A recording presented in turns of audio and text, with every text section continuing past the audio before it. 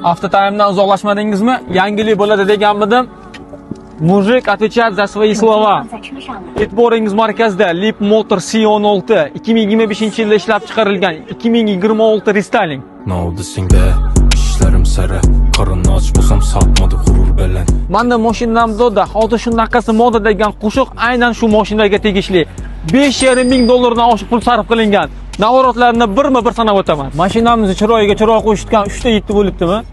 Oldi orqa body kitlarni taqib qo'yilgan. Bunga moslab turib ikkita yongi spoilerlar o'rnatilgan. Mashinamiz 100% 210 mikrolli bronoplyonka qilingan, hatto laganlarigacha. Paragomizga alohida ahamiyat berilgan. Elektronli restyling para uстановka qilingan. Ishlarni yuritamiz Nokia'da bir kuni yaparam monopol.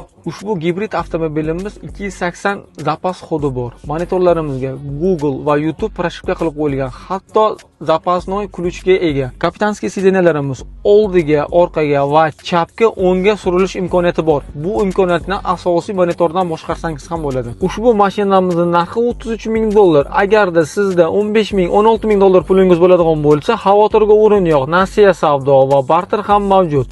Batafsil ma'lumot uchun opsionada nomer qoldiramiz. Avtotime'dan uzoqlashmay siz uchun harakatda.